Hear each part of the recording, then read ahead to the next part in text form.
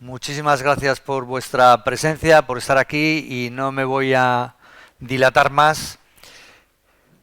Tenemos la grandísima suerte de tener a una persona entre nosotros que forma parte crucial de la historia de España. Sí, que es el profesor don Eugenio Gay Montalvo. Él es presidente de honor de Gay Rosell Ansolano. Ha compaginado desde hace más de 45 años el ejercicio como abogado en las especialidades de Derecho Civil, Mercantil, Público y Constitucional, con la participación y ejercicio de cargos de responsabilidad en diversos organismos, tanto nacionales como internacionales, relacionados con el ejercicio de la abogacía. Es muy difícil resumir su larga trayectoria de actividad. Actualmente es patrono de varias fundaciones, árbitro de la Corte de Arbitraje de la Cámara de Comercio e Industria de Madrid y árbitro del Tribunal Arbitral de Barcelona. Ha ocupado, entre otros, los cargos de decano del Ilustre Colegio de Médicos de Barcelona, presidente del Consejo General de la Abogacía Española, presidente de Unión Profesional, fundador y primer presidente de la Federación de Colegios de Abogados de Europa, miembro nato del Consejo de Estado y vicepresidente, primero magistrado y luego vicepresidente del Tribunal Constitucional. Yo coincidí con el profesor Gay en el 45 aniversario de Unión Profesional, de la que tengo el honor ahora de ser presidente, y su discurso no solo me gustó, sino que me emocionó.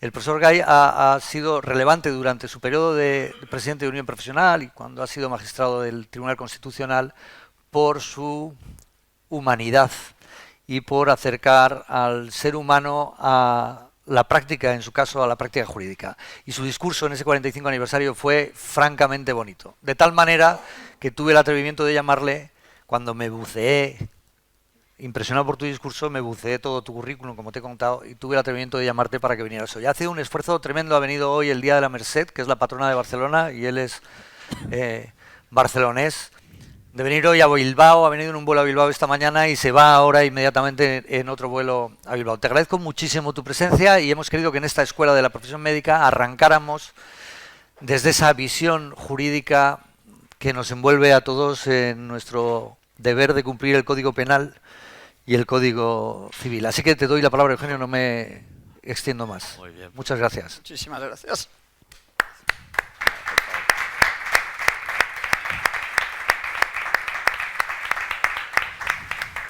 Bueno, muchísimas gracias en primer lugar. Es decir, es un verdadero honor para mí estar en esta cuarta edición de la Escuela de los Médicos, de la profesión médica, porque yo creo que, como ha dicho el presidente y buen amigo, yo soy un abogado, es decir, eso es mi profesión, eso es lo que estudié y a lo que realmente he dedicado mi vida profesional. Soy, como pueden comprender, un viejo abogado. Y me parece enormemente interesante que nuestros colegios tengan un interés especial por saber el porqué de los colegios, la función que hemos de tener los colegios, y que además nos hayamos unido ya hace 45 años en lo que es la unión profesional. No fue un proceso fácil, Y realmente quien me precedió en la presidencia, don Antonio Pedro Rius, que era presidente de la Abogacía Española en aquellos momentos, pues hizo un esfuerzo a partir del momento constituyente. Los abogados tuvieron un papel importante, pero tuvo un papel muy importante, en especial don Antonio Pedro Rius. Él recogió a decanos como el decano de Zaragoza, el decano de Granada, personajes que fueron senadores reales y que tuvieron pues un papel no solamente de promoción de los derechos fundamentales y de la defensa de la dignidad de la persona humana, sino también de las instituciones que de alguna manera servíamos nosotros, ¿no? Los colegios profesionales. Yo creo que ese fue un acierto Y afortunadamente hoy en día Unión Profesional, presidida por el presidente de los colegios de médicos, yo creo que está muy bien representada. Y en ese sentido debo decirles que para mí es un honor estar con ustedes. Pero dudo que pueda aportarles grandes cosas, es decir, se lo digo muy de verdad. A mí lo que más me interesa en la profesión de abogado, y supongo que a ustedes también, es las personas con las que tratamos, ¿no? Depositamos en ustedes la confianza en nuestra salud y en la abogacía los derechos. Y entonces nuestro trato es directo con la persona. Bueno, es su enfermedad, es su problema, es su necesidad, son las ganas de sentirse entendidos, comprendidos, sanados y defendidos. Y eso creo que tiene un valor importantísimo. Pero tiene un valor en tanto en cuanto el ordenamiento jurídico lo permita. Pero si además lo fomenta, entonces el valor es muy superior. Y nuestra responsabilidad también muy superior. Porque no estamos ejerciendo una profesión exclusivamente, sino que estamos ayudando a alguien a realizar su vida en plenitud. Yo les diría que una de las cosas que más me han impresionado a mí en estos años como jurista no es el gran entramado jurídico y la perfección del mismo, sino algo tan sencillo que lo resume perfectamente el que fuera gran profesor y catedrático de Derecho Romano, don Juan Iglesias, en un libro maravilloso, corto, que se llama El arte del derecho. Y dice, la página más bella de la historia de la humanidad es la larga y cruenta lucha de los hombres por conquistar su dignidad. Y es exactamente así. Es decir, esa es la página más bella de la humanidad. Por conquistar la dignidad, no la libertad, que también, no el bienestar, que también, por conquistar su dignidad. ¿Por qué?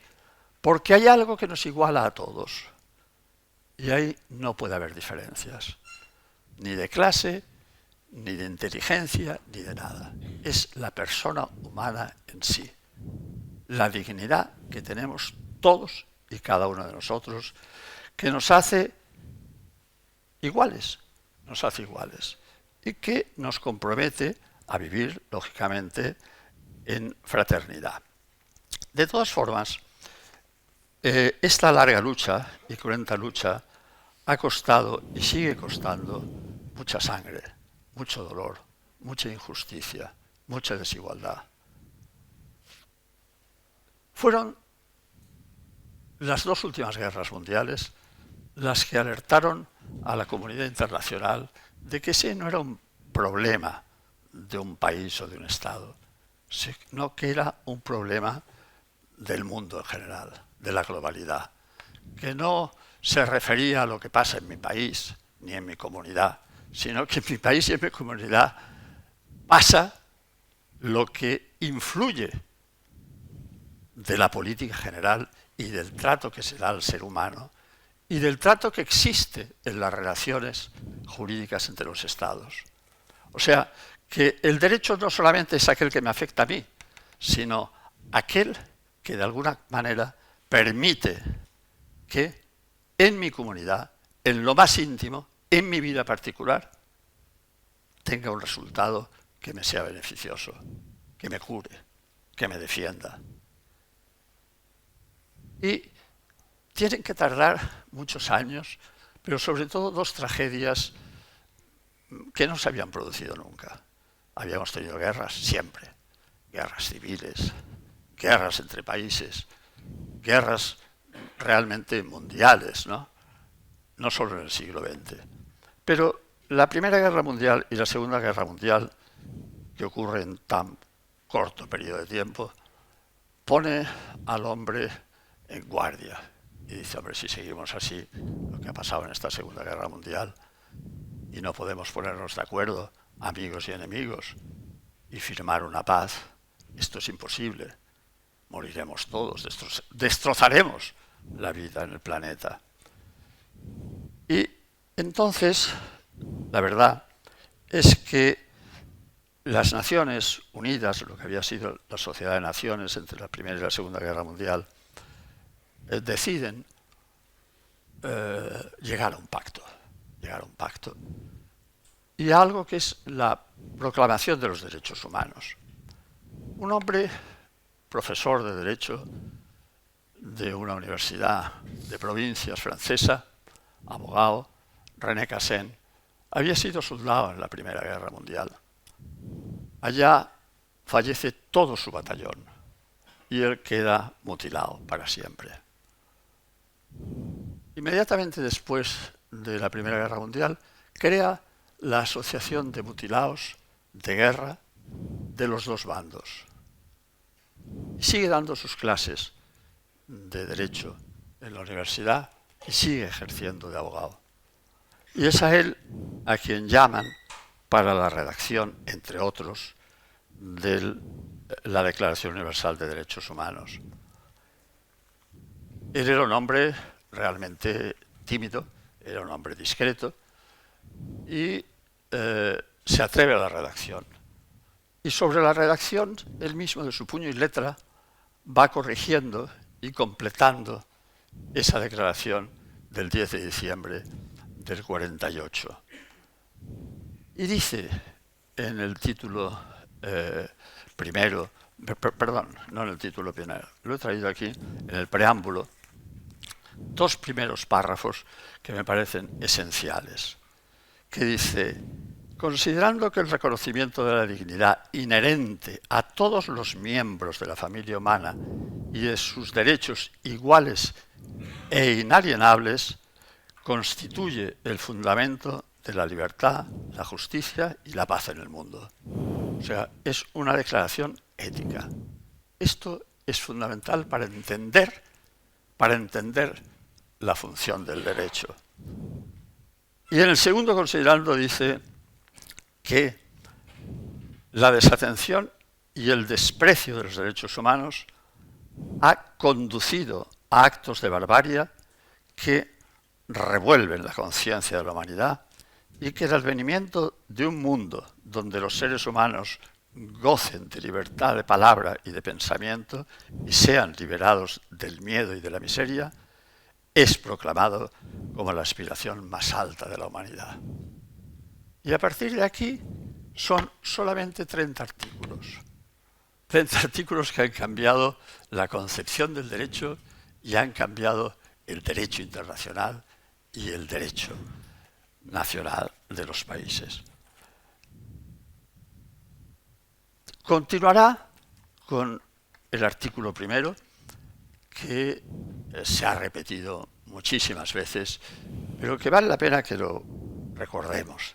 Dice: todos los seres humanos nacen libres y iguales en dignidad y en derechos. Todos son o están dotados de razón y de conciencia, y por tanto es preciso que se comporten entre ellos con espíritu de fraternidad.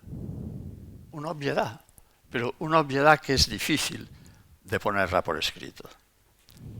Y en esos 30 artículos, el artículo 28 viene a decir que cualquier persona del mundo tiene derecho a poder defender sus derechos ante una autoridad internacional.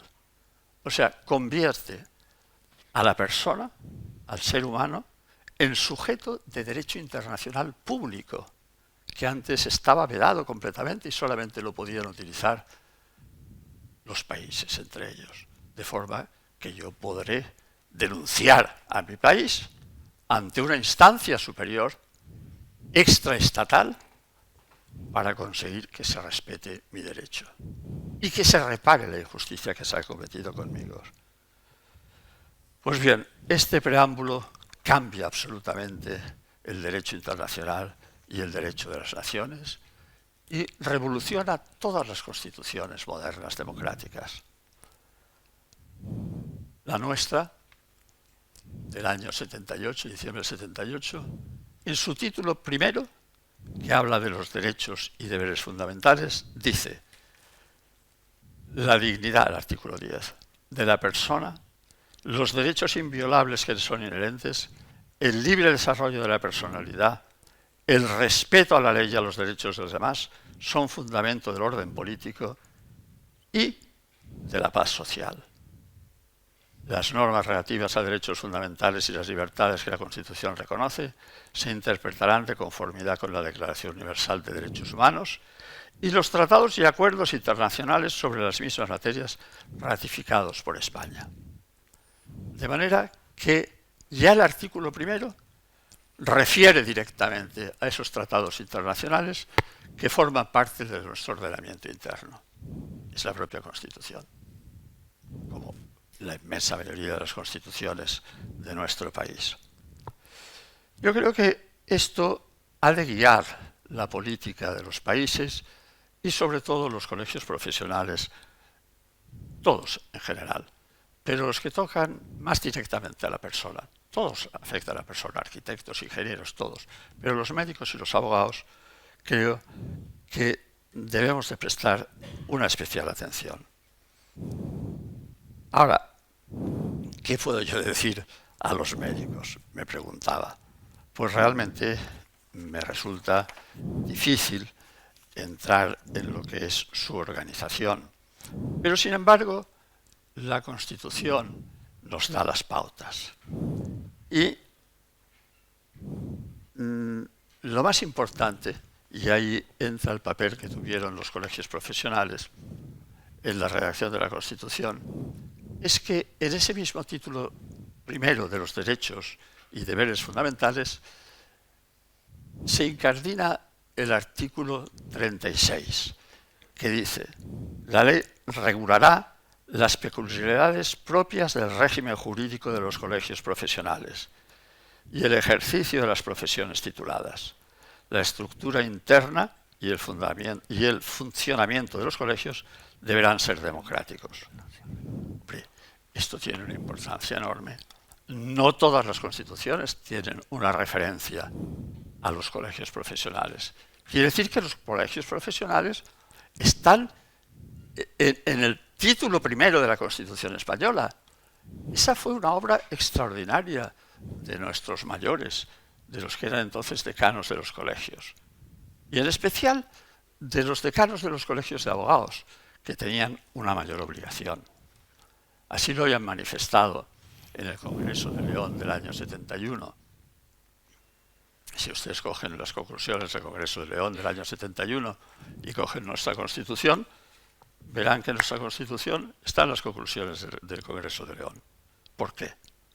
Porque la inmensa mayoría de constituyentes habían sido jóvenes abogados que estaban en la Constitución. Y prácticamente la totalidad de los padres de la Constitución estuvieron en ese Congreso de León. Y ahí se recoge el sentimiento generalizado por los ciudadanos de que somos importantes, de que no estamos para ser gobernados, sino para gobernarnos, y que las instituciones públicas son nuestras, y que es a nosotros a los que se nos confía esa responsabilidad, que somos corporaciones de derecho público con intereses privados. Pero exactamente, ¿qué son los colegios? ¿Cómo se crean? Ustedes tuvieron la suerte de que al principio su colegio pidió algunos dictámenes importantes. Y los pidió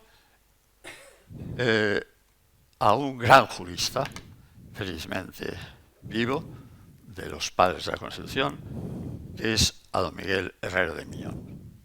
Y les hizo unos dictámenes extraordinarios que se publicaron en su momento y que tuve oportunidad entonces de leer con mucha atención.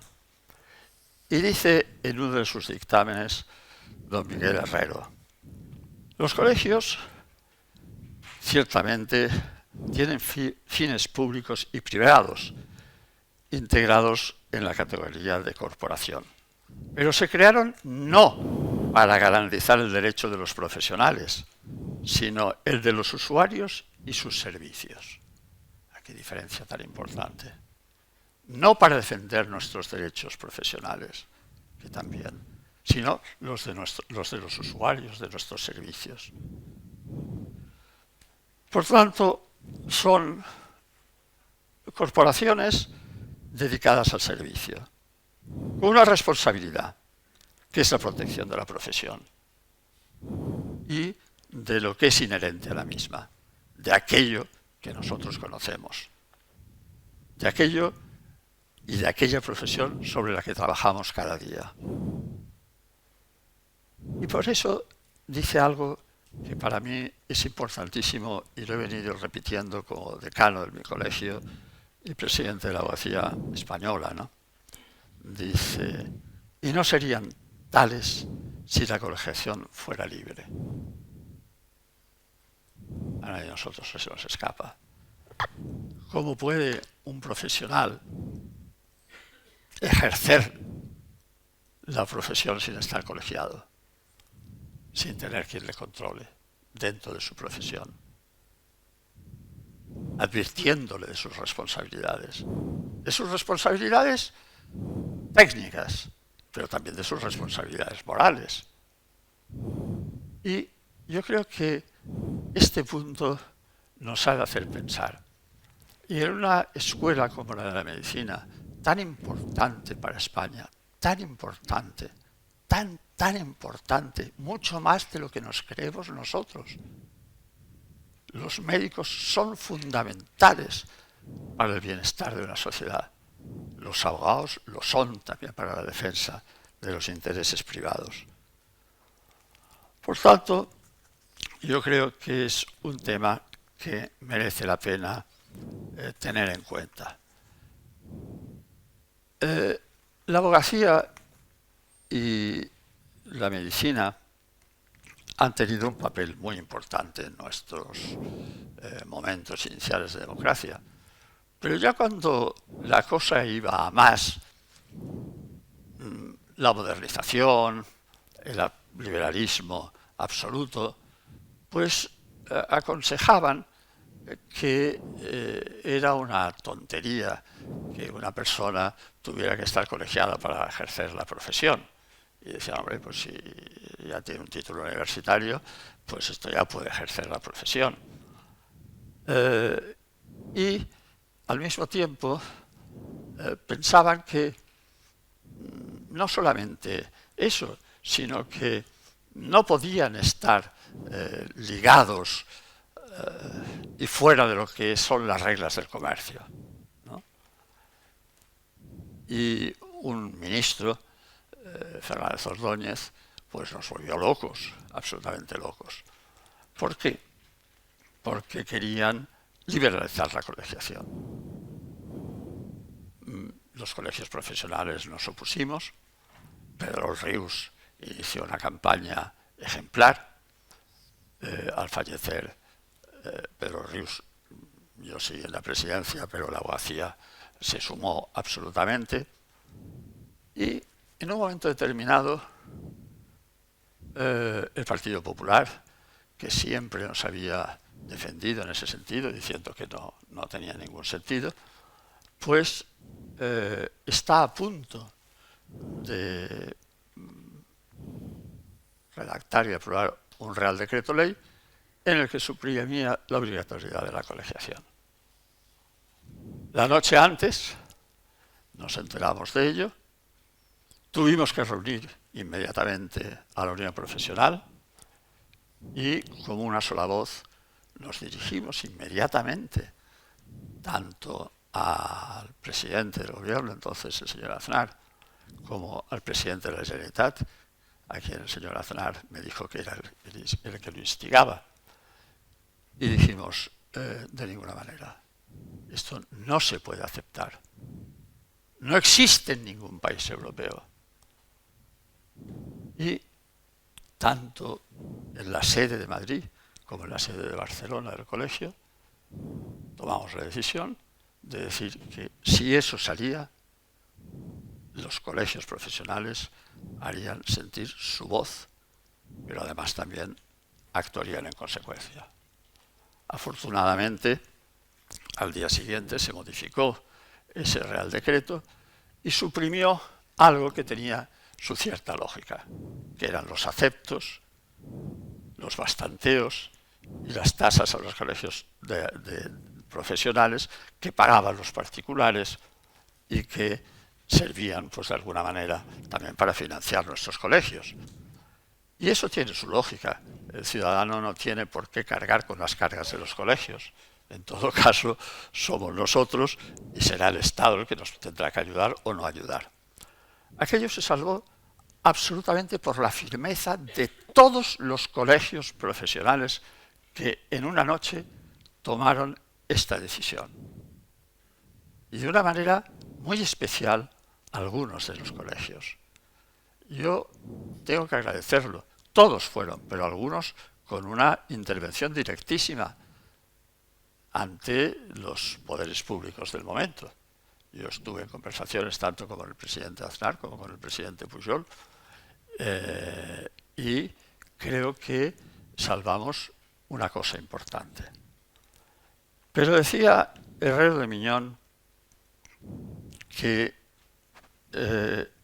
tenemos una responsabilidad que supera lo que es el control de nuestra profesión.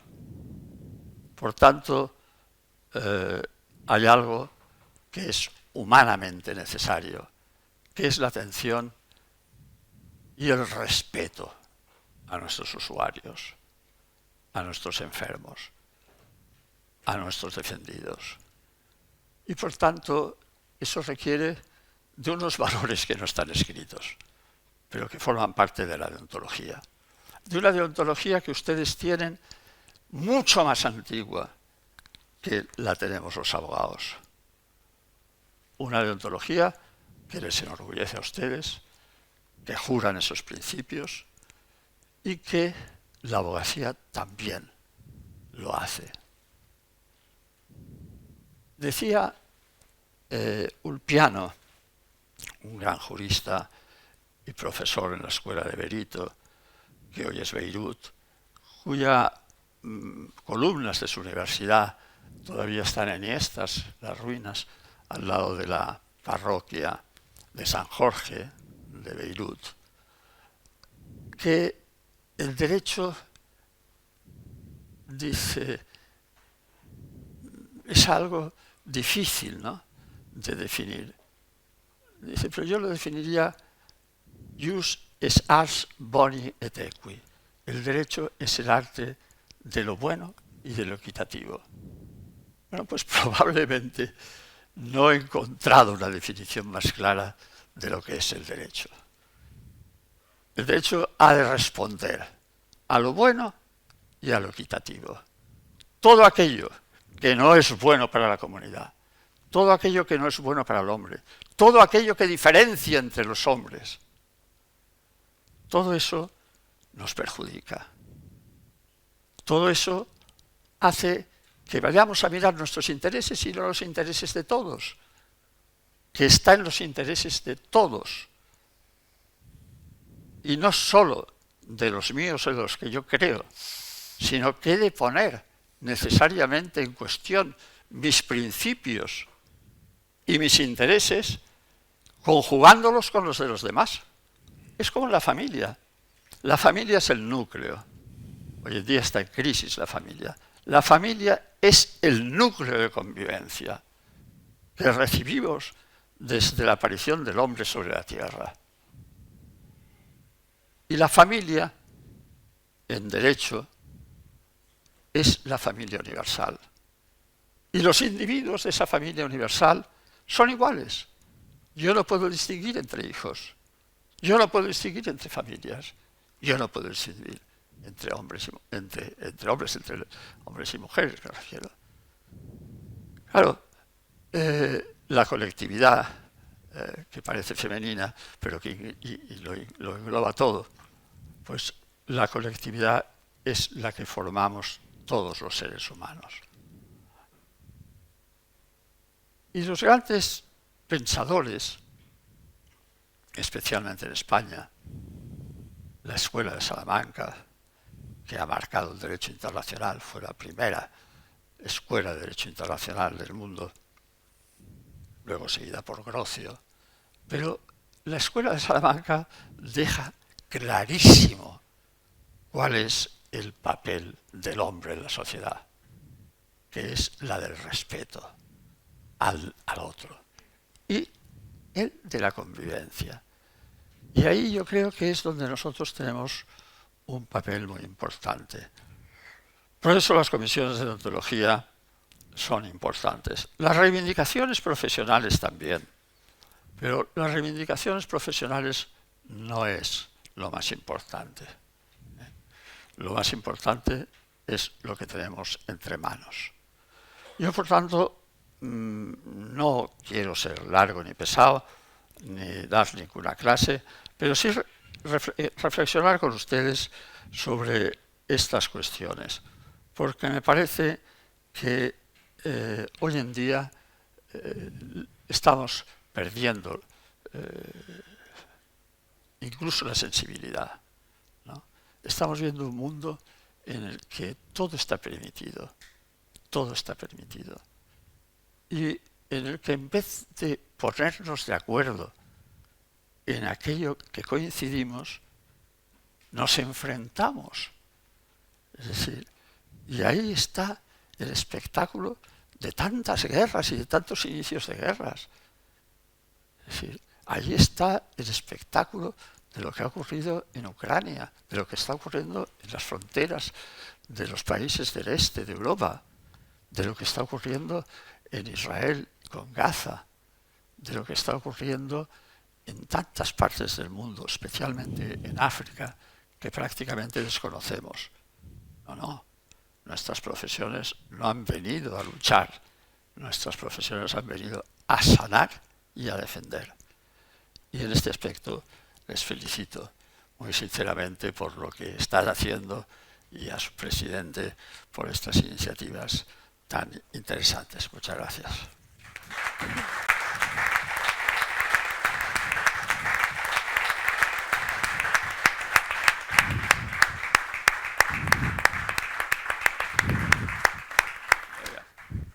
Yo creo que muchísimas gracias, Sí. profesor. Creo que te puedes quedar un poquito más, ¿no? Sí. Yo, a la hora que me digáis que Que te van a buscar el coche. creo que queda un cuarto de hora largo. Un cuarto de hora. Pues muchas gracias por permanecer con nosotros y por recordarnos, por hacer así un resumen de lo que has dicho, tres cosas que son esenciales, ¿no? Lo primero, efectivamente, es la Primera y sobre todo la Segunda Guerra Mundial la que ocasiona los derechos universales, ¿no? Las atrocidades cometidas por unos y otros en la Segunda Guerra Mundial, ¿no? Pues las masacres del Holocausto, de los campos de concentración, que fueron capaces de matar hasta 25.000 seres humanos al día cuando se ponían a trabajar aquellos 5 campos de concentración al máximo en aquellos 5 meses de terror, ¿no? De julio a casi diciembre de 1944, o el bombardeo de Dresde o de Hamburgo, que mataron en un solo día a más de 25.000 personas. El general británico del Air Force que ordenó el bombardeo de Dresde con el objetivo de desmoralizar a las tropas del frente, mató a 25.000 civiles de una atacada, terminó suicidándose. O que vamos a hablar de la masacre de Varsovia, en la que murieron 250.000 con armas convencionales, y luego con la masacre de los civiles, con los rusos en la frontera esperando a que los propios alemanes aniquilaran al pueblo polaco. Todo eso fue lo que hace que surja de todos lo que tú muy bien has explicado, ¿no? Los derechos universales y esa Declaración Universal, que yo creo que es el mejor producto del ser humano hasta el día de hoy. Y que hoy, en este primer periodo del siglo XXI, estamos viendo que se aniquila, que se desmorona, que se pierden esos valores que dices. Esa sería la primera parte. La segunda parte del discurso que dices es también importante, quitar el mantra de los colegios profesionales del corporativismo. Realmente los colegios profesionales lo que ofrecen es la defensa a la sociedad. Todos nuestros compromisos deontológicos tienen un solo objetivo, que es proteger a la sociedad. En el caso de los médicos, porque los ciudadanos nos ofrecen su ilimitada confianza, porque nosotros adquirimos todos esos compromisos de confidencialidad, de honestidad, de establecer una relación adecuada médico-paciente, de la investigación, de la competencia, de que esa competencia y esa investigación esté libre de cualquier conflicto de intereses. En fin, eso es lo que tenemos que decir. Para eso, eso es el núcleo de la colegiación. Y por último hablabas de eso tan importante que es el interés general. El interés general, el interés de todos. De ahí la importancia de los políticos. De ahí que tengamos, que la política no es que a mí no me interesa, no, oiga, que es que la política es la que nos dirige. Y los presupuestos, que parece que quedan ahora reducidos a un solo debate en el Parlamento, no, oiga, es que los presupuestos son la clave de hacia dónde quiere usted destinar el dinero para ese interés general, ¿no? Estos son los tres aspectos. Y sobre todo lo nuclear y lo general, todo eso engloba efectivamente a la dignidad del ser humano. Y no hay nada, sea esta una creencia política, filosófica o religiosa que esté por encima de la dignidad del ser humano, y ese es realmente el deber de cualquier hombre o cualquier mujer en el siglo XXI. Habiendo dicho eso, te agradezco una vez más el extraordinario discurso. No. Yo lo que quiero decir, además en la comida que hemos tenido antes, he tenido ocasión de hablar con alguno de los decanos o exdecanos y realmente hay una sintonía absoluta entre estas dos profesiones, es decir, somos dos profesiones hermanas, es decir, una ocupándose del cuerpo y de la salud y la otra ocupándose de los intereses y de los derechos, ¿no? Y por tanto son dos profesiones que han sido claves en la historia de España y que lo seguirán siendo. Creo que escuelas como esta ayudan enormemente y en la conversación que he tenido con algunos de vosotros pues fortalecido esta idea que ya tenía clara y el tiempo que estuvimos juntos en Unión Profesional en mi época, pues que fue del año 92 al 2001, pues fue una lección de la que aprendí de todos los colegios, de colegios que yo imaginaba que estaban muy alejados de esto, por ejemplo, los ingenieros de caminos que aportaron un papel importantísimo sobre la función de su profesión en relación con el hombre, con la persona. Es decir, aprendí muchísimo en aquella época de los propios colegios, o sea que fue. Y creo que hay que fortalecerlo. O sea, ahora como presidente te toca fortalecer lo máximo posible la relación de los colegios profesionales, porque somos el sustento de una sociedad. Los profesionales somos el sustento de una sociedad. Hay pues el ejército, las policías, etcétera, todo lo que queráis, tal, pero las profesiones somos los que realmente estamos al cargo de lo que son los problemas sociales. Muchas gracias. Bueno, paso a presentar a Ofelia de Lorenzo de Aparici, que bien la conocéis, pero voy a hacer una introducción. Es licenciada en Derecho por la Universidad CEU San Pablo y especialista en el área de jurídico comunitario, además de poseer un posgrado en práctica jurídica por el Instituto de Empresa Business School de Madrid y un máster en Derecho Sanitario por la Universidad CEU de San Pablo. Dirige el área profesional del bufete de Lorenzo de Abogados, del que es socia. Además, ostenta ahora la presidencia de la Asociación Española de Derecho Sanitario, es la vicepresidenta segunda de la Asociación Iberoamericana de Derecho Sanitario y es la gobernadora de la World Association for Medical Law. Mediadora inscrita en el registro de mediadores e instituciones de mediación del Ministerio de Justicia, miembro del Comité de Ética Asistencial de HM Hospitales y del Comité Ético de Investigación con Medicamentos HM Hospitales. Colabora directamente con nosotros en la organización médica colegial. El relator de este encuentro, de esta conferencia, es tu padre, don Ricardo de Lorenzo, que es el director del área jurídica de la OMC, que no nos puede acompañar hoy, pero eso no quiere decir que vaya a ser el que redondee y saque las conclusiones de esta mesa. Y tengo aquí a mi derecha, os presento también a Joaquín Callón. Joaquín Callón es doctor en Derecho por la Universidad de Cantabria. Me une a él una íntima amistad labrada a lo largo de los años. Es jefe del Servicio Jurídico de la Consejería de Sanidad de Cantabria, investigador principal del Grupo de Investigación en Derecho Sanitario y Bioética del Instituto de Investigación Sanitaria Marqués de Valdecilla y profesor asociado del Departamento de Derecho Privado de la Universidad de Cantabria. Es coordinador del módulo de Derecho Sanitario del Máster en Dirección y Gestión de Servicios Sanitarios y coordinador del módulo de Mediación Sanitaria del Máster en Medicación y Gestión de Conflictos. Es también codirector de los encuentros interautonómicos sobre protección jurídica del paciente como consumidor en el contexto de la Universidad Internacional Méndez Pelayo. Un honor de verdad tener a Ofelia y tener a Joaquín con nosotros. Y hombre, la idea nuclear de teneros a vosotros dos es que tratéis de resolver las dudas que nosotros como profesionales, como clínicos, tenemos al respecto de algo que está subiendo y que cada vez lo vemos más imbrincado en nuestra práctica clínica diaria y con avisos que parecen superficiales pero que cada vez son más profundos sobre las competencias profesionales. Dónde terminan las competencias de uno y dónde terminan las competencias de otro. Y lo que sentimos desde la profesión médica es que el tiempo que tardamos en adquirir nuestros conocimientos y competencias, en el menor de los casos 12 años, 6 de carrera, más 5 de especialidad, más 1 del entremir, esos 12 años que nos cuesta adquirir esos conocimientos y competencias, nos dotan de una responsabilidad a la hora de realizar el acto médico. Y eso, de alguna forma, tenemos la perspectiva que ahora se ve como una ventaja corporativista, no como una carga de responsabilidad que se deriva del tiempo que hemos tardado en adquirir esos conocimientos y competencias, sino una ventaja corporativista. Y vemos que se hacen algún cortocircuito para desempeñar atribuciones que nos corresponden, pero vuelvo a lo mismo, no como una ventaja corporativista, sino como consecuencia de nuestra formación. Y ahí empiezan estas cosas que salen a la luz pública y que nos preocupan profundamente, pero nos preocupan, vuelvo a lo mismo, no por defendernos nosotros como profesión, sino por defender para lo que nos hemos formado, que es la seguridad clínica de los pacientes. Y nos preocupa enormemente que atribuciones como la de la prescripción puedan en un momento diluirse y que otras profesiones tengan acceso a esa atribución que pensamos que puede poner en riesgo la salud de las personas. Bueno, y ahí es hasta dónde podemos llegar, hasta dónde vosotros desde el punto de vista jurídico veis que eso es así o no. Y termino ahora, ya no solamente con otras profesiones, sino incluso dentro de nuestras áreas especializadas hay un momento determinado de conflicto. Lo hubo en radiología hace muchos años con el tema de las ecografías, que luego a la vista de los años, que se llevó hasta el Tribunal Supremo, a la vista de los años la ecografía finalmente la hacemos en todas las especialidades. Lo hay ahora en cuanto al abordaje de determinadas cirugías, en concreto la de cabeza y cuello. Lo hay con la introducción de una especialidad que no existe, que es la medicina estética.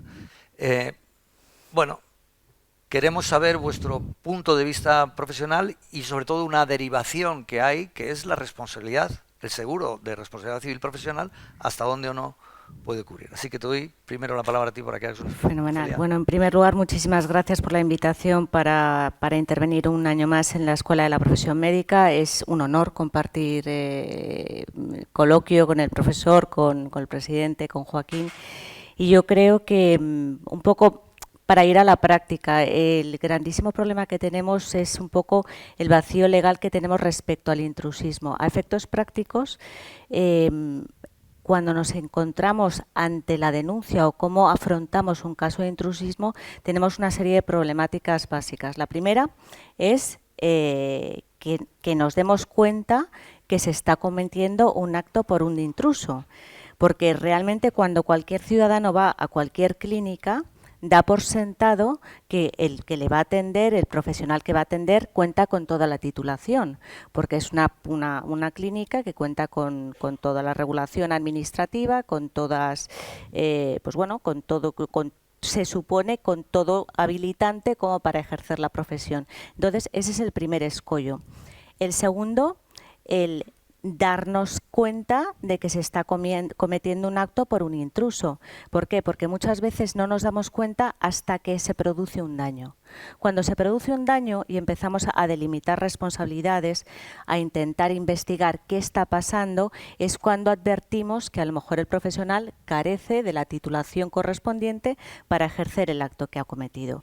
Si no, podemos tener algún tipo de noción de que se está cometiendo un acto por un acto por un intruso, pero el problema es que los colegios en ese caso tienen que invertir un dinero, contratar a un detective para intentar acreditar en un procedimiento que es el penal que se está cometiendo un acto de intrusismo. ¿Y qué problema tenemos? Que en un procedimiento penal es un proceso en el que aplican principios como el de mínima intervención, como el indubio pro reo, es decir, es un procedimiento penal que tiene muy poco de recorrido. Es decir, primer problema, saber qué se está cometiendo. Segundo problema, acreditar que se está cometiendo.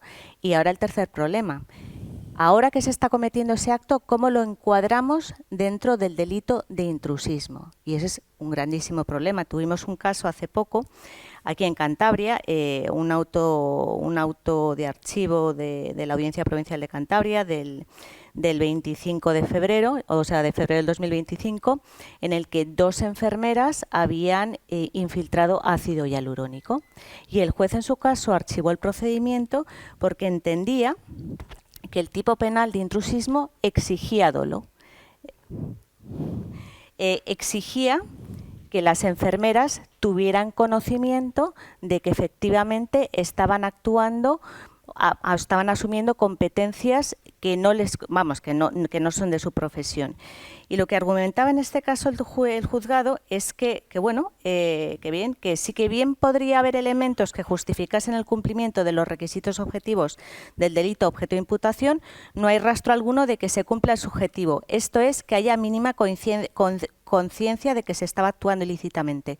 ¿Y por qué? Porque el Consejo General de Enfermería habilitaba esa actuación. Había publicado en su página web que sí que se podían cometer esos actos. Con lo cual, penalmente se archivó el procedimiento sin perjuicio que después, por parte del Consejo General de Médicos de España, recurrimos todas esas resoluciones que iba emitiendo por su parte Enfermería y se le ganaron todos. Pero penalmente no cumplíamos con el tipo de delito de intrusismo. Ese era el tercer escollo. Y el cuarto escollo es que cuando se estima que hay un delito de intrusismo, las penas son absolutamente irrisorias.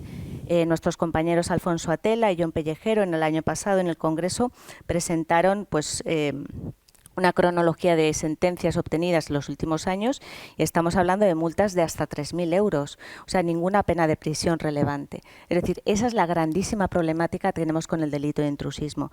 Es verdad que ahora tenemos una nueva vía, que es la vía administrativa a través de la sentencia de la denominada Caso Bodi, que también desde distintas asesorías jurídicas de distintos colegios se está trabajando con el objetivo, en cierta manera, de que no se autoricen centros si no hay un profesional sanitario, que en caso de que estén autorizados se cierren esos centros o por lo menos que no se renueven las autorizaciones y que, muy importante, porque esto es a efectos de seguridad del paciente lo más importante, que no se permita ningún tipo de publicidad sanitaria a este tipo de actividades que no cuenten con la autorización. En definitiva, hay bastantes vías, pero todas estas vías, o sea, el procedimiento penal es muy complejo, el procedimiento administrativo es más viable y también tenemos el famoso caso de la ley Sara, o sea, el caso del fallecimiento como consecuencia de la actividad de un profesional que no tenía la titulación de especialista en cirugía plástica reparadora, pero esta noticia que fue tan llamativa sigue sin calar en cierta manera en la profesión. Nosotros siempre decimos que los médicos, aparte de la normopraxis, de la lex artis y la responsabilidad, que es lo que da tantísimo miedo, tienen que actuar conforme a su código de ontología médica, y nosotros se nos sigue preguntando, mira, es que yo no tengo el título de especialista, si me pregunta el paciente, ¿se lo tengo que decir? Por supuesto que sí. Tienes una responsabilidad deontológica. Tenemos que incidir muchísimo, no solamente a las responsabilidades en las que se puede incurrir, sino en las que se tienen que asumir. Es decir, con el problema del intrusismo es realmente los procedimientos tan complejos que tenemos, el tipo penal no favorece y desde luego, pues bueno, que hay en ciertas maneras se sigue intentando esquivar pues ciertas normativas que deberían aplicar. Pues muchas gracias, Joaquín. Bueno, en primer lugar, como no sé, de otra forma, agradecer a la OMC, a la Organización Médica Colegial, la celebración de la propia escuela y muy particularmente también a Tomás Cobo, compañero amigo al que quiero y admiro, ¿no? 100% de acuerdo con Ofelia. Yo pondría como gaps o como problemática que plantea el delito de intrusismo las siguientes. Una la ha señalado ella claramente, que abre una vía ciertamente preocupante, en el sentido de que no basta con no tener el título. Es que además tienes que ser consciente de que eso estaba prohibido. Con lo cual, lógicamente, pues la vía de escape está servida. Bastaría simplemente invocar que no hay un elemento de intencionalidad en la medida en que las recientes sentencias han convertido el delito de intrusismo del Código Penal en un delito doloso que requiere intencionalidad y que requiere voluntad. Ciertamente, podría resultar comprensible desde la perspectiva particular que los consejos generales, y esta es una forma de vía de agua que están abriendo respecto a los colegios de médicos, están modificando estatutos para atribuirles a sus profesionales competencias, bueno, pues que lógicamente no están en la ley. Yo creo que es muy importante remarcar que las funciones, y me voy a referir en estos momentos a médicos y enfermeros, no son iguales, no son homologables y que están reservadas a la norma. No caben atajos en relación con la norma. Y en este sentido también coincido con Ofelia que probablemente la respuesta penal no es la vía para acabar con el intrusismo, por varios motivos. Primero, porque tenemos un artículo del Código Penal que se dedica al intrusismo general en relación con cualquier profesión. Yo, de alguna manera, creo que el intrusismo en el ámbito médico es mucho más grave que el intrusismo que pueda haber en otro tipo de profesiones que, por supuesto, también constituyen motivo de preocupación, pero que no tienen una incidencia, como ha remarcado el profesor Gay, en la salud de las personas. Segunda cuestión, las multas son multas económicas y solo en el caso de que te atribuyeras públicamente la condición de médico o te anunciaras como tal, hay una pena privativa de libertad de entre 6 y 24 meses. Es decir, tienes claramente garantizado que jamás ingresarás en prisión porque el máximo son 2 años. Luego, la pena privativa de libertad, en el caso incluso de que prospere el proceso penal, en el que, como decía Ofelia, ponga el principio por reo, probablemente no sea la vía más adecuada. Ante ello cabría preguntarse qué vías hay, ¿no? El caso que ha comentado Ofelia en Cantabria para mí es muy paradigmático, no solo porque finalmente quedaron exculpadas las profesionales, sino porque en lo que me alcanza, a día de hoy, el centro sigue abierto. Es decir, si realmente el bien jurídico que estamos protegiendo, por eso el intrusismo es un delito pluriofensivo, porque no es solo la protección de la propia profesión médica, es la protección de la sociedad. Creo que tendríamos que cambiar un poco el enfoque en el sentido no solo de castigar al profesional que ha ejercido la profesión sin tener el título correspondiente, sino que la primera medida tiene que ser automática, en beneficio de la sociedad en su conjunto, que es el cierre de ese establecimiento. Y lamentablemente el cierre del establecimiento en un proceso penal es muy complicado porque exige la adopción de una medida cautelar por parte del juez de instrucción que en este sentido, bueno, pues lógicamente tiene más recelos a la hora de adoptar este tipo de medidas. Por eso yo creo que una posible vía, ahora sugeriré otra, sería la vía de que los procedimientos administrativos sancionadores de oficio automáticamente con la incoación, en la medida en que hay un riesgo para la salud pública, se decrete en tanto en cuanto se resuelve el expediente el establecimiento.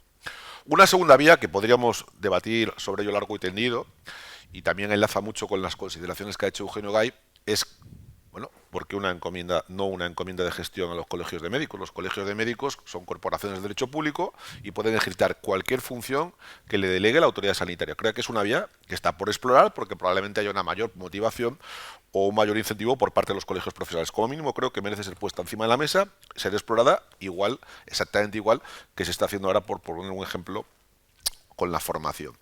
Se habla de endurecimiento de penas. El Colegio de Médicos de Barcelona ha propuesto un endurecimiento de penas. Bienvenido sea. Yo creo que hay que distinguir un tipo de intrusismo cualificado cuando afecta a la profesión médica porque es muy general.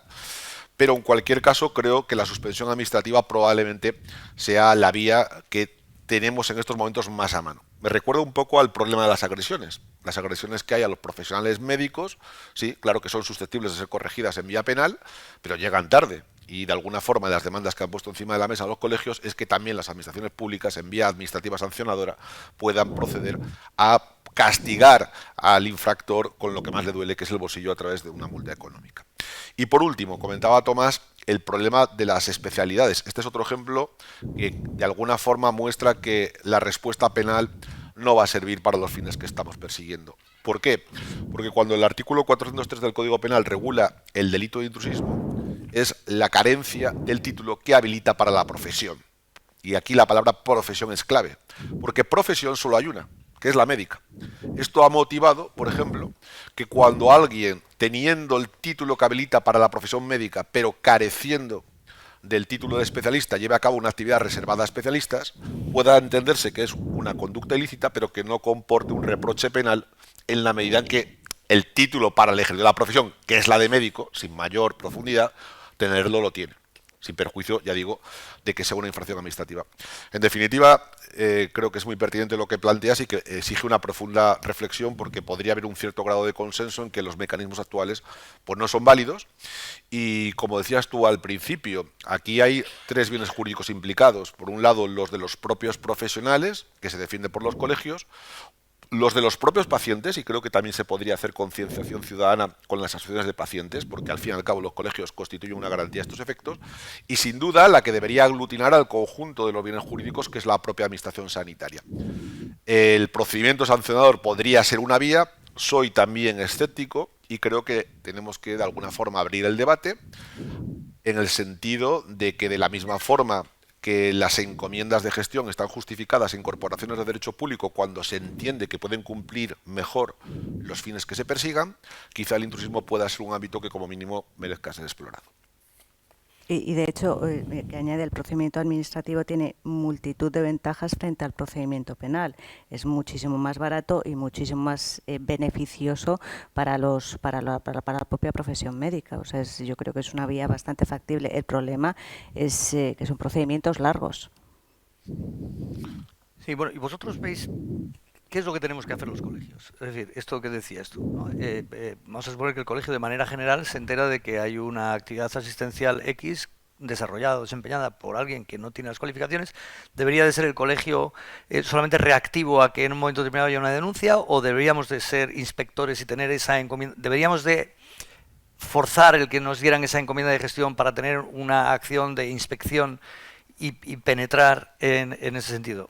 A ver, es una vía. O sea, recordemos, por ejemplo, que la administración pública encomienda funciones que implican el ejercicio de autoridad a sociedades mercantiles. Todos conoceréis una clásica que es Traxa, ¿no? Que originariamente se originó en el sector agrario. Es decir, yo creo que uno de los grandes valores en la configuración jurídica positiva en España de los colegios es que no debemos perder de vista su consideración de corporación de derecho público. Esta sería una primera vía a título reivindicativo en el que el propio colegio podría inspeccionar por la vía de la delegación de la autoridad sanitaria. Los colegios lo que sí que hacen es denunciar, y en este sentido sí que hay noticias positivas al respecto. Por ejemplo, en la reciente redada que hubo en Bilbao, ya se está admitiendo, y creo que es muy relevante, la personación como acusación particular de los propios colegios. Es decir, en cualquier proceso penal tienes la acusación del perjudicado por el delito, acusación particular, que normalmente se extendía al propio paciente que, como ha señalado Ofelia, sufrió un daño, y ahí entonces es cuando se destapaba todo, y normalmente suele estar vinculado a la inexistencia de un título profesional. Bueno, los propios colegios, y esto es muy relevante, los propios colegios, además del paciente perjudicado como consecuencia de esta actividad irregular, pueden personarse como acusación particular en los procesos penales. La pregunta es, si es posible que se me reconozca la acusación particular porque yo también como colegio, en representación del conjunto del colectivo, soy perjudicado, ¿cómo no vas a poder poner en mis manos la posibilidad de llevar a cabo esta inspección? Es una decisión en definitiva política, y probablemente, es lo que yo me barrunto, trabajo en una administración, la motivación de un colegio profesional pues sea más alta que la que puede tener una inspección sanitaria, en la que este no es el único problema, y como bien apuntas, Tomás, funciona siempre con carácter reactivo, es decir, cuando hay una denuncia porque ha ocurrido algo. Aquí tendríamos que hacer una verificación ex ante de este tipo de problemas. Lo pongo como una segunda alternativa más allá del procedimiento administrativo encima de la mesa. Pero también a través de la ley de transparencia podemos solicitar todas las autorizaciones que se han concedido para llevar a cabo esa actividad investigadora, y a partir de ahí advertir nosotros a la Administración, asistir a la Administración sobre aquellas autorizaciones que no cumplen con la normativa, y personarnos también en esos procedimientos administrativos. Sin duda, pero ahí hay un pequeño problema, que a través de la ley de transparencia tú puedes acceder a los registros y sabes quién tiene el título profesional. El problema es que no sabes quién no lo tiene, es decir, es una obligación de transparencia en positivo. Es decir, nosotros ahora podemos pedir pues quién tiene título registrado y que está correctamente inscrito en el registro de actividades sanitarias, en este caso de la Comunidad de Cantabria. Claro, los que aparecen ahí probablemente no tengan problemas. El problema es el del clandestino, el del que no está. Entonces yo creo que es un tema muy importante. Y a diferencia de lo que ocurre, por ejemplo, con el tema de las agresiones, que esto ya es mucho más complicado, porque ahí sí que implican penas privativas de libertad, lo veo más complicado desde la perspectiva delegable. Bueno, yo creo que en los colegios estáis ofreciendo en estos momentos muchísimos ejemplos en los que estáis ejercitando potestades administrativas como consecuencia de una delegación, encargo, encomienda por parte de la administración. Quizá, no lo sé, lo digo a título meramente provocativo, sea el momento de plantearse si las funciones de los colegios deben extenderse más allá de lo formativo, bueno, pues que es un terreno pues mucho más benigno, mucho más confortable, en el que la administración no se siente tan invadida. Bueno, en fin, esa yo creo que es una línea de acción que efectivamente tenemos que desarrollar desde los colegios y no ser solamente reactivos a esta historia que es el día a día, ¿no? Es que si nadie le ha denunciado yo no puedo hacer nada, ¿no? Es una contestación de pasillo de colegio de médicos, ¿no? Es que Menganito está quitando, Menganito que no tiene, que no es médico, está quitando granos y tal, ya, pero es que no le ha denunciado nadie. Ya, bueno, oiga, el hecho de que no le haya denunciado nadie no quiere decir que lo esté haciendo mal y que deberíamos de perseguirlo. Eso por un lado. Y luego ya, hablando ya de la propia profesión, dentro de la profesión, el tema del consentimiento informado, ¿no? Yo creo que el consentimiento informado es una herramienta, bueno, que va encajada en la ley de autonomía del paciente y que muchas veces queda de manera banal. Y pongo el ejemplo que soy anestesista de lo que me ocupa. O alguien que se va a hacer una colonoscopia en un momento determinado va a recibir una sedación, mal llamada sedación profunda, no sé de dónde sale el término ese, porque es una anestesia general en toda regla. Y en el consentimiento informado no se especifica quién va a ser el que le va a realizar esa anestesia general. En muchas ocasiones un anestesista y en otras muchas alguien que no tiene esa especialidad. ¿Hasta qué punto pensáis vosotros que eso debe de ser una obligación absoluta, el hecho de que en el consentimiento informado se especifique quién es el que va a realizar un determinado procedimiento, en este caso diagnóstico? Bueno, yo creo o sea, es una obligación siempre y cuando el paciente lo requiera, o sea, y cada vez más los pacientes son más demandantes de saber quién le está atendiendo y qué especialidad tiene y qué conocimientos tiene, y yo creo que, o sea, excepcionalmente nosotros cada vez más trabajamos con consentimientos informados en el que se especifica el médico que interviene, el número de colegiación y absolutamente todos los datos, pero es fundamental a la hora de delimitar responsabilidades, porque en el ámbito competencial todo el mundo quiere mucho, pero cuando acontece un daño y tenemos una demanda de 5 millones sobre la mesa, todo el mundo se echa para atrás. No, esto es suyo, esto no es mío, esto no es mi competencia, esto es de otro. Entonces, cuanto más documentado tengamos todo, entre ellos el documento de consentimiento informado, más podremos delimitar responsabilidades. Si no, será una responsabilidad solidaria con el problema de seguros que tenemos. De hecho, hace poco hemos tenido un caso en Cuenca, un parto de 3 millones de euros en el que bueno, había una gran diferencia entre la cobertura que tenía la matrona y la cobertura que tenía la ginecóloga. Y en este caso la responsabilidad era la matrona, clarísimamente, pero abogaba por una responsabilidad solidaria. Decía, no, esto es la ginecóloga. Y por tener todo muy bien documentado, en la defensa pudimos delimitar las responsabilidades y que cada una asumiera su responsabilidad imputada a su consiguiente seguro. Entonces, seguimos pecando de intentar ocultar información, es lo que acabo de explicar, pero lo cierto es que si un paciente quiere saber quién le va a operar, qué especialidad tiene, su número de colegiado, o sea, no lo debería requerir, se le debería prestar por defecto, o sea, debería venir en el documento de consentimiento informado. De hecho, esa es la recomendación que nosotros hacemos siempre. Pero bueno, a título de recomendación, o sea, porque yo también quiero lanzar aquí un mensaje de tranquilidad, porque conozco los formularios de consentimiento. Es decir, el contenido preceptivo mínimo del consentimiento en la Ley 41/2002 es el que aparece legalmente. Cuestión diferente es que el paciente, como no puede ser de otra forma, tiene derecho a conocer quién es el facultativo que le ha intervenido, que le ha tratado, que le ha diagnosticado. Pero ello no convierte en irregular un consentimiento en el que no aparece el concreto facultativo que va a llevar a cabo la intervención, la anestesia o el procedimiento clínico del que se trate. A mí me preocupa más otra cosa en relación con el consentimiento y la información previa, Tomás, que es que, primero, la información previa al consentimiento, en teoría, te la tendría que dar alguien de la misma especialidad a la que te vas a someter. Y es muy frecuente pues que la información previa no te la está dando alguien, te la está dando el que te ha derivado. Lógicamente por funcionamiento quirúrgico, hospitalario, pero cuidado si alguien rasca. ¿Me puede dar la información de la anestesia un radiólogo o me la puede...? Yo creo, sinceramente, que no. Y este es uno de los problemas que tenemos en relación con la información en el consentimiento informado. Y luego totalmente de acuerdo con lo que apunta Ofelia, y yo creo que en parte es un problema de la Ley de Ordenación de las Profesiones Sanitarias. Claro. La LOPS renuncia a separar claramente el tema competencial, o sea, aquí todos tenemos una parte alícuota de culpa, y al final lo que dice es algo así como que, bueno, que hay que trabajar en equipo mediante pactos interprofesionales, que suena muy bien, y dice de forma jerárquica o colegiada. Bueno, a ver, yo siempre la forma colegiada siempre me pareció, en ese sentido soy muy napoleónico, ¿no? Decía Napoleón que cuando quieras que un asunto no se resuelva, crea una comisión que al fin y al cabo es un órgano colegiado, ¿no? Y permite una responsabilidad solidaria y no mancomunada.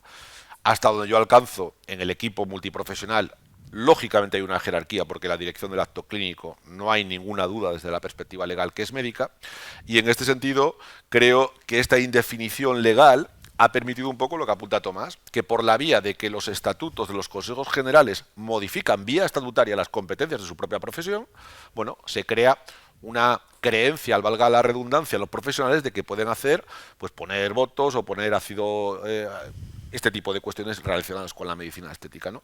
Yo creo que en este sentido tenemos que ser claros y no perder de alguna forma el norte de que el acto clínico es esencialmente un acto médico. Pero un poco contestado a tu pregunta, Tomás, el problema hoy en día yo lo veo mucho en la información, no ya que te lo dé una enfermera, que no te lo está dando un médico especialista correspondiente a la especialidad que se va a llevar a cabo. Pero yo creo que por eso Tomás decía que si en el documento de consentimiento informado viene especificado quién te está facilitando la información, desde luego es mucho más transparente y facilita todo, todo muchísimo más. Sí, yo estoy totalmente de acuerdo que al final la información ordinaria es la que regula la Ley 41, pero hoy por hoy los pacientes demandan más información. Y si tú quieres saber quién te está informando y quién está recabando el consentimiento, es mucho más fácil tener el documento de consentimiento informado, la identificación de quien te lo está facilitando. Yo creo que yo creo que estamos todos en la misma línea. No se trata de generar preocupación, pero de sí, en un momento dado aplicar la normativa sanitaria que tenemos y que todo está muy bien hasta que hay un problema, que entonces todo el mundo se echa para atrás. Se revuelve en la silla el presidente del Colegio de Médicos de Badajoz porque tiene de los libros que producen. Yo ya sabes que soy un fan de aquel libro que sacaste hace mucho, que es Drogas, Tráfico y Conducción, que me parece que es un avance. Fíjate, hace 8 o 9 años ya lo sacasteis, ¿no? En el que participa la Guardia Civil, participa la jurisprudencia y participan los médicos. Pero hay otro que se llama Informar para consentir, que es absolutamente clave y es en este sentido, ¿no? Hemos ido a un periodo en el que en el consentimiento informado figuraba todo, incluso para poner una vía central teníamos que pedir el consentimiento especificado, tenía que firmarle, y ahora estamos yendo un poco para atrás, creo, en la práctica clínica, que el consentimiento informado es cada vez más general y menos específico. En fin, voy a dar la palabra al público, porque yo creo que es una oportunidad tener a estos dos juristas a mi lado para que les preguntéis lo que creáis que es conveniente. Don Pedro, yo creo que te traerán un micrófono, ¿o no? No sé de dónde viene. Sí, ahí viene. Al doctor Hidalgo.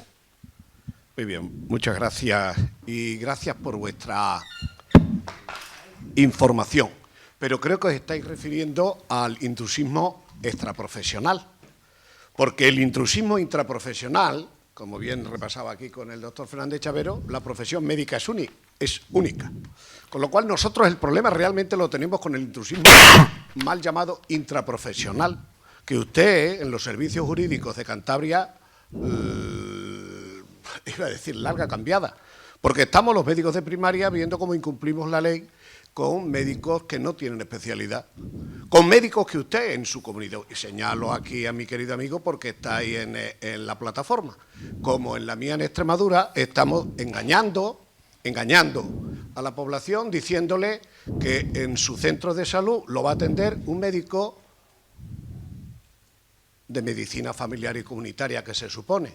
Hombre, hubo algo más casquiano, y termino el speech, que podrían ejercer en lo público, pero podrían ejercer en lo privado, pero en lo público no haría falta. Y se encontraban aquellos que algunos todavía no distinguen como UFACE, que el sistema público, que los atendiera el que no tenía título. Con lo cual hemos empezado a hacer dos tipos de atención primaria, una con título y otra sin título, pero no se lo explicamos a los pacientes.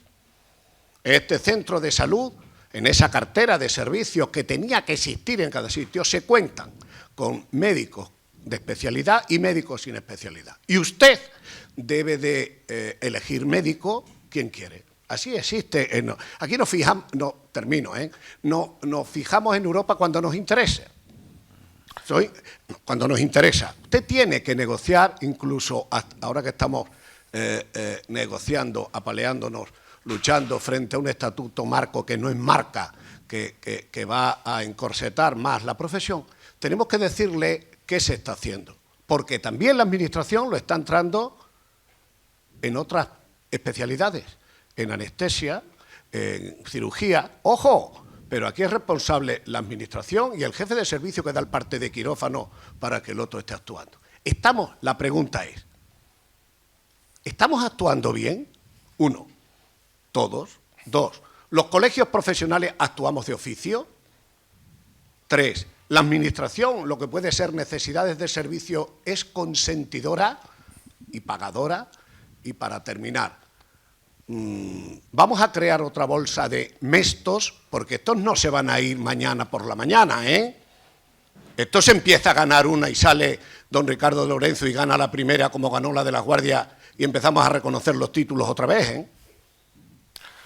Yo, si me permites, un poco por alusiones, creo que te has equivocado de comunidad autónoma. Empieza por K, pero no es Cantabria, es Cataluña. Cantabria no se permite que una persona que no tenga el título de especialidad en medicina familiar y comunitaria ejerza como médico de atención primaria. Es decir, todos nuestros médicos son especialistas o tienen la habilitación del Real Decreto del año 95. La administración, pese a que hay una presión a veces, ¿no? Porque te viene el médico, la zona del pueblo, y dice, oye, yo prefiero tener a alguien que no tener a nadie, ¿no? Incluso Cantabria tampoco ha permitido, pues, que bajo supervisión residentes de último año puedan atender con esas fórmulas supuestamente imaginativas de otras comunidades autónomas, pero ya digo que es Cataluña, no Cantabria, ¿eh? Y en este sentido pues somos estrictos precisamente por lo que estaba diciendo anteriormente, porque es una garantía para los propios pacientes. Esto no va de rebajar los requisitos para el acceso.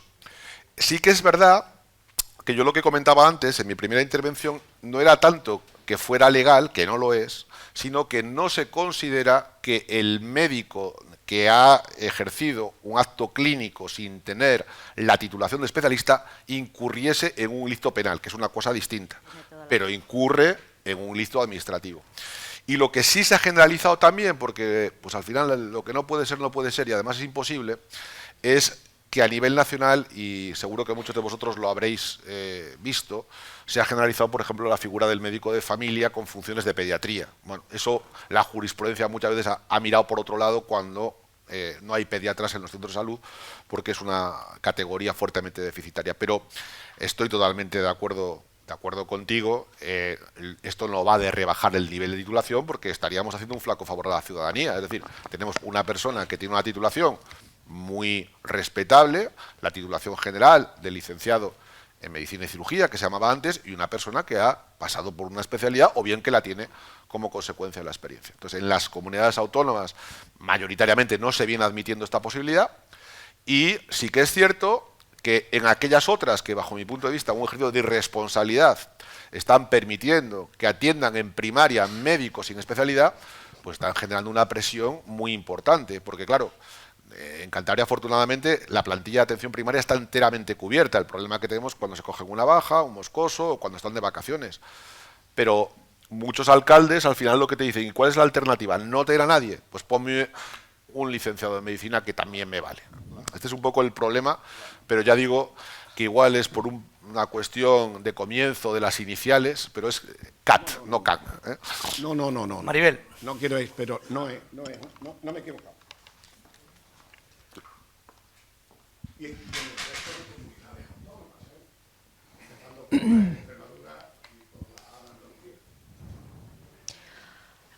Bueno, muchísimas gracias por las exposiciones. Yo, como aprovecho que estáis aquí, sois expertos en el tema, quiero que os comprometáis un poco más en vuestra respuesta a la pregunta que os voy a hacer ahora. A mí me preocupa lo que hemos hablado, me preocupa el intrusismo particular, pero me preocupa los médicos sin titulación, pero lo que más me preocupa es la transferencia de competencias, tú lo has dicho, Juan Carlos,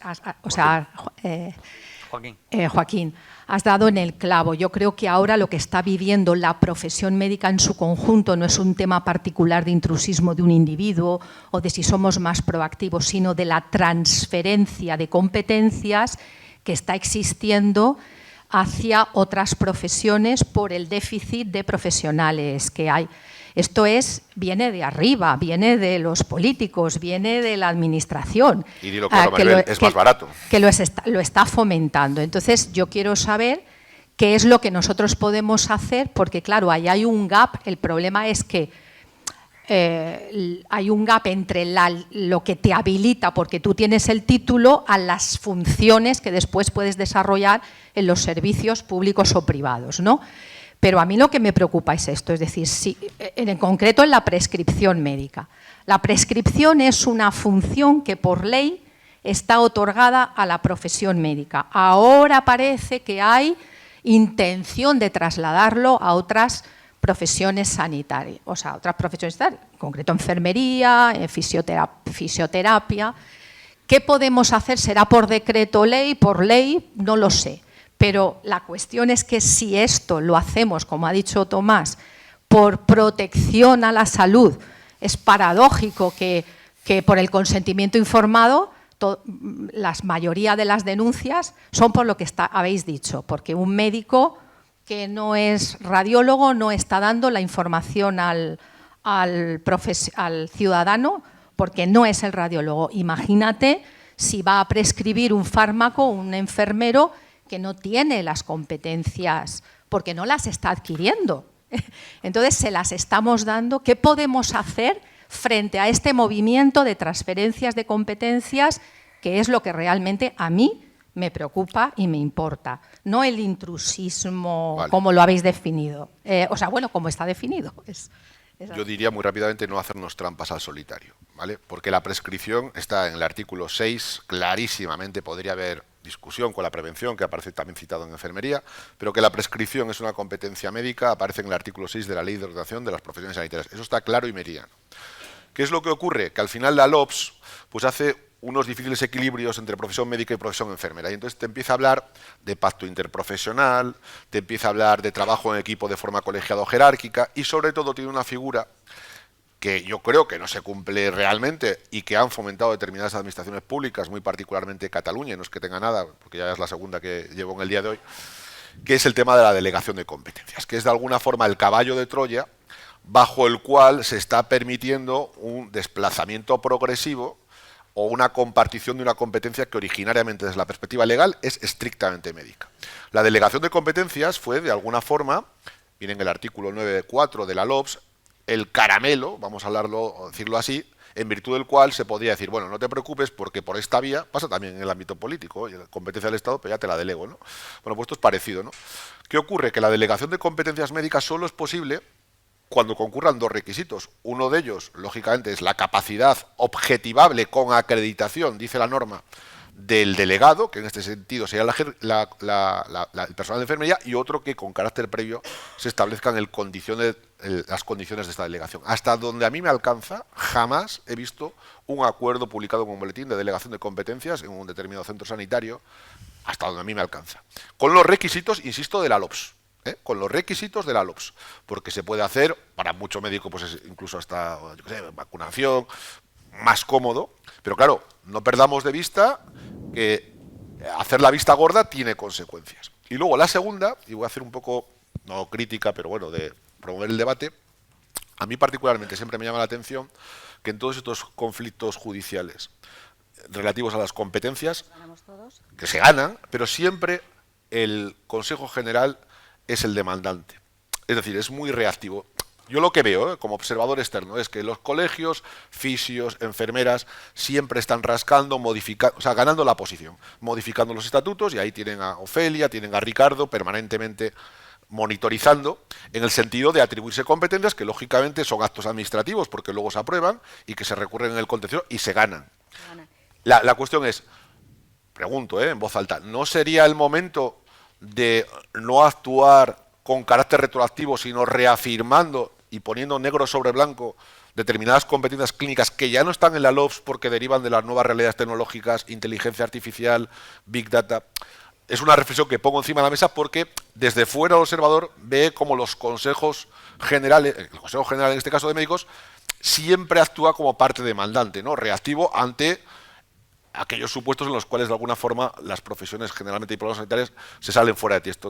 Ofelia, esto seguro que lo puede explicar mejor. Yo lo que quiero contestar a Maribel es que la clave está en la seguridad del paciente. La seguridad del paciente. En el momento que tú transfieres competencias sin adquirir esas competencias, En el momento que se transfieren competencias sin adquirir las competencias a otro profesional, pones en riesgo la seguridad del paciente. Y aquí es clave, en este caso el recurrente era el Consejo General de Enfermería, la sentencia del Supremo del 22, que confirma que los técnicos de supervisión sociosanitaria no pueden desarrollar competencias de enfermería, subrayándolo que permitirlo supondría un riesgo directo para la seguridad clínica del paciente. Y aquí el recurrente era enfermería. Pero era recurrente en casación. Que Me refiero, yo creo que la seguridad del paciente es la clave. Si tú transfieres competencias a gente que no puede asumir esas competencias, pones en riesgo la seguridad del paciente. Y después a efectos de responsabilidad es un problema. Entonces os voy a poner una pregunta concreta. Hay un anteproyecto de ley del medicamento y productos sanitarios, ya lo tenemos todos a nuestra disposición, donde, si no cambian las cosas, puede ser que cambien, existiría una modificación en la prescripción de los medicamentos porque otorgaría también esa función, contradiciendo la ley de ordenación profesional, a la enfermería y a fisioterapia. ¿Qué podemos hacer si eso no se cambia? Pues una pregunta concreta, porque eso es transferir mediante ley y porque sí a una profesión que no tiene las competencias adecuadas para ello la prescripción de medicamentos. ¿Qué podemos hacer al respecto? Por eso decía que la solución en el fondo es no hacerse trampas al solitario, porque las administraciones lo que no quieren son problemas y dan la razón a ambos. Ya estaba en la disposición adicional, ahora lo han reforzado de la Ley de Garantías y Uso Racional del Medicamento, y se utilizaba la palabra indicación, prescripción versus indicación, pero no es lo mismo. Entonces yo creo que la única recomendación que se puede dar al respecto, aparte de hacer alegaciones, es que si usted va a poner eso como disposición adicional en la ley del medicamento, pues me tendrá que en paralelo reformar el artículo 6. O sea, ya más allá de cuál sea la solución, lo que no puede, o sea, setas o roles, lo que no puede decir es una cosa y la contraria en función de la ley. Yo tengo la impresión, porque también trabajo en una administración pública, pues que a veces pastoreas la situación. Y entonces, en este sentido, creo que reclamar mayores dosis de seguridad jurídica implica mojarse, implica decidir, y tomar decisiones, pues muchas veces no está entre las mejores formas de hacer amigos. En fin, lo siento, yo sé que hay muchas más preguntas, pero vamos a cumplir con el horario, son las 17:30. Efectivamente, por cerrar esto, indicación, uso y autorización ha sido algo que no se ha podido llevar a la realidad porque tenía que partir de ese consenso, conciliación entre el Consejo General de Enfermería y el Consejo General de Médicos. Que quede claro que pusimos toda la buena intención, ahí está el presidente Serafín Romero en su momento y desde luego yo traté también de conciliar aquello, hay miembros del grupo de trabajo y era imposible porque el afán competencial de enfermería era abrumador. Finalmente no llegamos a ningún acuerdo y salen con este nuevo borrador de anteproyecto de ley del medicamento en el que ya dejan explícito que la participación del Consejo General de Enfermería y de Médicos queda aparte.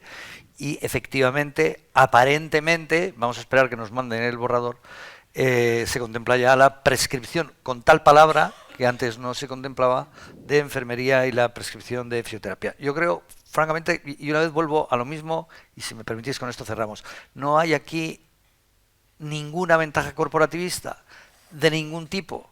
Lo que hay es la responsabilidad que asumimos y que se desprende de 11 años de formación. Hablamos de excelencia en la atención al paciente, hablamos de seguridad clínica, por eso tardamos tanto en hacer una especialidad, por eso pedimos que haya más tiempo para formarnos como especialistas, porque finalmente lo que queremos es que el paciente cuando esté en perpendicular con nosotros esté seguro en nuestras manos. Oiga, no nos vengan por detrás y hagan una dilución y pongan en riesgo al paciente, no a la profesión, porque no, a lo que ponemos en riesgo es al paciente, que finalmente es nuestra responsabilidad. Así que muchas gracias y tendréis la oportunidad de hablar con ellos luego en el café. Gracias a todos. Gracias.